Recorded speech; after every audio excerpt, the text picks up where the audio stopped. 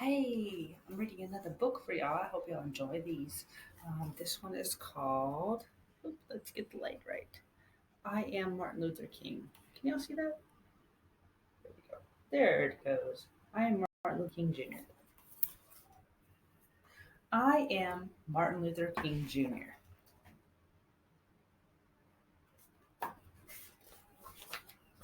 When I was little, I used to get into a lot of accidents. One day, my little brother hit me in the head with a baseball bat.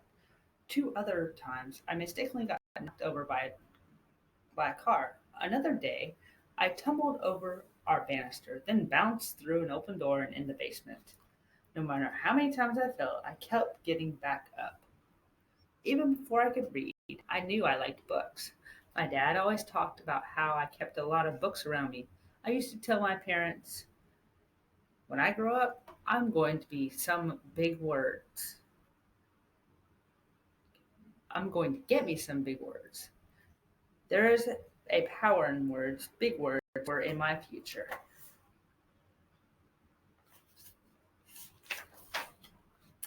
When I was 6 years old, one of my best friends was a boy whose father owned a store across the street. My friend was white, and I was black. It didn't matter to us. We would play games and have fun together. But when we started going to school, everything changed. He went to school where all the kids were white. I went to a school where everyone was black. Soon after, he told me I didn't understand. I didn't make sense. Oh, I can't play with you anymore. My dad said so. Why? My dad said so. He doesn't want us being friends. But why? You're one of my best friends, aren't you? Aren't you?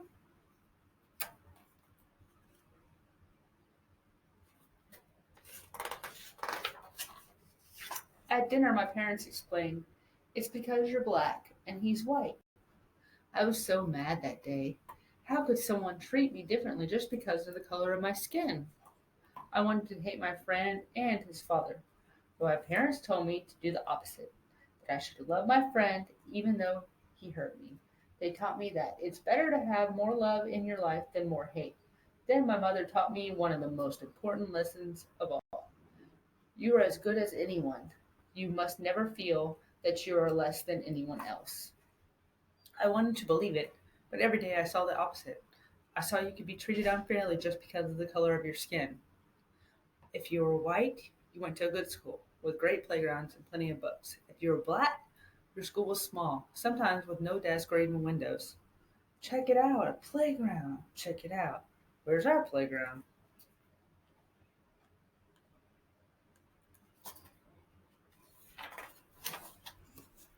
It wasn't just the schools. Black people had to use different water fountains, different elevators, even different bathrooms. In fact, on a hot day when everyone wanted ice cream, if you were white, you could sit at the counter and eat from a nice dish. But since I was black, if they served me at all, it was through a side window and they put my ice cream in a flimsy paper cup. This ice cream is melted. This ice cream is perfect. It got even worse when I was 14. I had just won a speech competition. My speech was about being fair to all people. I was so excited. Then on the bus ride home, a few white people got on board. You need to give up your seat to the whites. At first, I stayed put. It didn't seem fair. But my teacher convinced me to move. We spent the rest of the ride standing and getting tossed in every direction. It was the angriest I've ever been. Every day, this is what life was like. Black people were treated terribly. The only question was,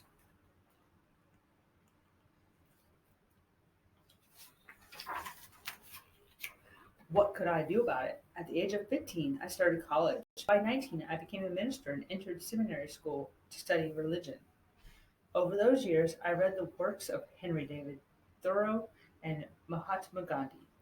Thoreau taught me about civil disobedience, how an evil system could be changed without violence. Gandhi opened my mind to the power of nonviolent resistance. What's that? Love. It's using love and peaceful methods to change unfair things in society. It was a lesson I wanted to share with everyone. In no time at all, I got my chance. In Alabama, a black woman named Rosa Parks was told to give up her bus seat to a white man. It was just like what happened to me, but unlike me, Miss Parks refused. She was arrested. Early the next morning, I got a phone call from a local community leader. It's time to take a stand. We should boycott the buses so everyone knows that we won't accept this treatment anymore. You know, that's not going to be easy. Do not ask if it's easy. Ask if it's right. It was just like Thoreau taught. Instead of using violence to protest the unfair rules, black people would use a peaceful method. We would not ride the public buses. Without our money, the bus companies would go out of business. Now the only question was, would it work?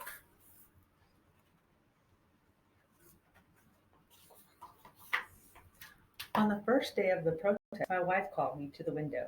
The buses are all empty. It's working. We had to keep it going. As the head of the boycott, I gave one of the most important speeches of my life. The room was packed. Camera crews were filming. I had only 20 minutes to prepare. I didn't use notes, but by speaking from my heart, I found out how big words can be. We are determined here in Montgomery to work and fight until justice runs down like water and righteousness like a mighty stream. When the history books are written in the future, somebody will have to say, there lived a race of people, a black people, who had the moral courage to stand up for their rights.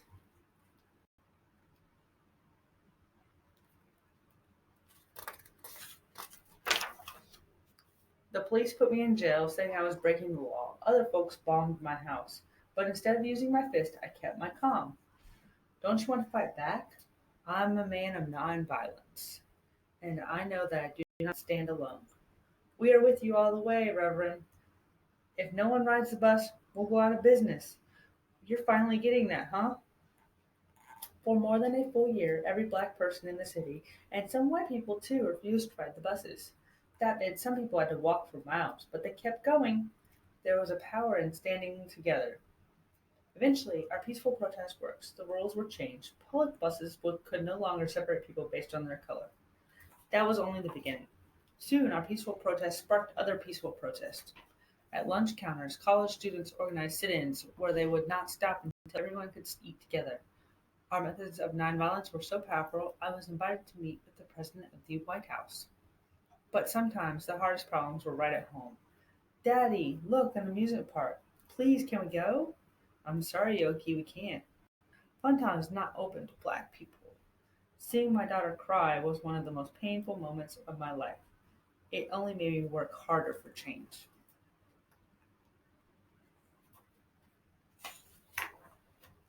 Was it easy? Absolutely not. During one protest in Birmingham, Alabama, the police again arrested me and locked me in a dark jail cell where they only had one window. Someone slipped me a newspaper in which white religious leaders had written in an article calling us lawbreakers.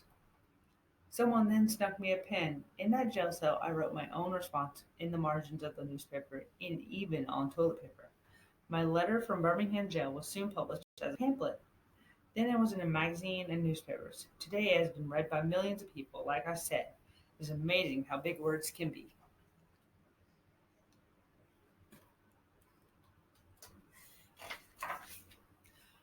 Our message was so important, even kids your age joined us. In Birmingham, during the Children's Crusade, more than 1,000 kids, some as young as 6 years old, showed up to the march.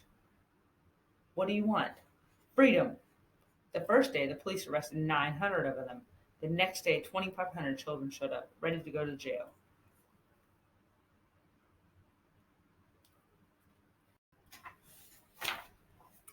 This was the finest hour. Enraged with that we were not giving up, the chief of police told the firemen to spray the children with water hoses and attack them with dogs. They thought it would stop us, but instead the whole country watched on TV what they were doing to our children. It was a wake up call for the nation's conscience. How can they treat little kids like that? That's not right. We need to help them. 90 days later, the rules began to change. Now, blacks and whites in Birmingham were using the same lunch counter, water fountains, and restrooms. You could feel it in the air. More change was coming. Freedom was contagious. By the summer of 1963, an estimated 1 million Americans held their own protests in cities across the country. A man named A. Philip Randolph suggested a massive march. If we march together peacefully, they won't be able to ignore us. Together, we can convince Congress and the President to pass laws so that no one in America can treat people differently based on their skin tone. I like the idea. Where should we have it? There's only one place.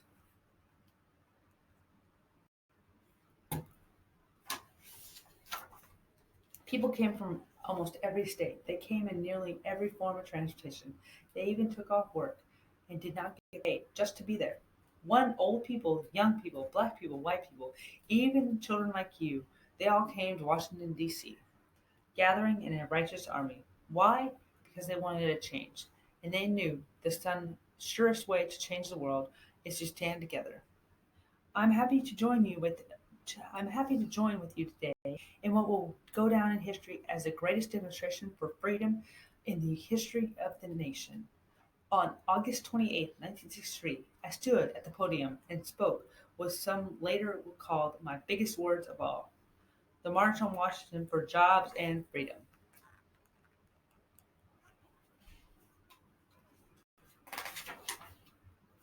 I have a dream that my four little children will one day live in a nation where they will no longer be judged by the color of their skin, but by the content of their character.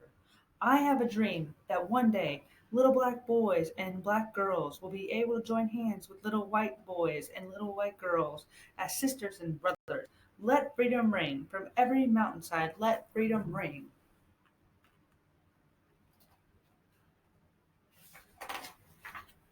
After the March on Washington, the President and Congress passed new laws for civil rights, but that didn't mean our work was done. Indeed, our greatest battle was still to come. It began with 600 activists as they tried to walk 54 miles from Salem, Alabama to the state capital of Montgomery. Back then, there were rules that stopped black people from voting. If you want to change the laws, you have to be able to vote for new people who make the laws. We're marching to tell the governor we want voting rights.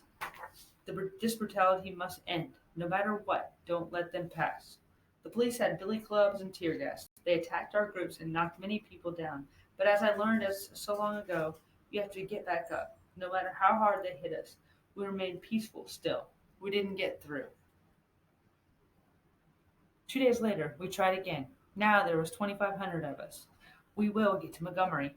No, you won't. I promise you won't. Once again, we tried. Once again, we did not get through. But we did not give up.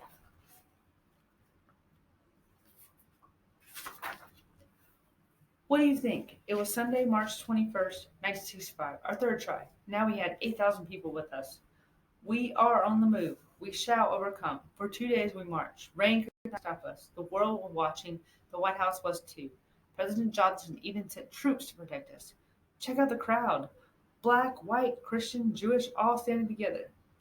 Exhaustion could not stop us. As we reached Montgomery, Alabama, tears were shed. But this time, they were tears of joy.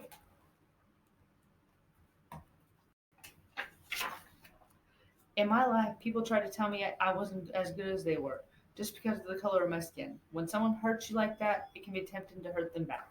You must refuse. When someone shows you hate, show them love. When someone shows you violence, show them kindness. To reach our goals, we must walk the path of peace.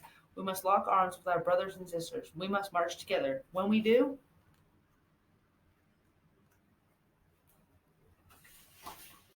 our voices will be heard and freedom will ring. Remember Funtown Amusement Park? Its doors eventually opened to black people, and Dr. King got to take his daughter.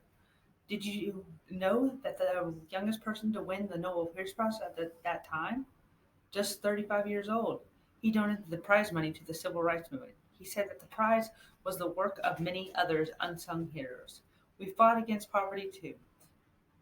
There's even a national holiday for him, the third Monday of every January. Only Washington and Lincoln get a day like that, and they shared theirs. It's a day to remember how far we've come and how much more work is to do.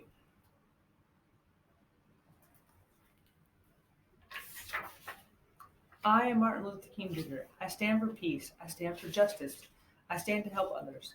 I stand as proof that no matter how hard the struggle, we must fight for what is right and work to change what is wrong. Whatever struggle you face, no matter how hard it gets, you must always move forward. I am proof of this. If we rise up, we stand together. If we remain ununited, nothing can stop our dream.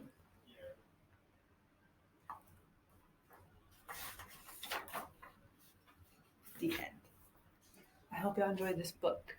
Have a great day.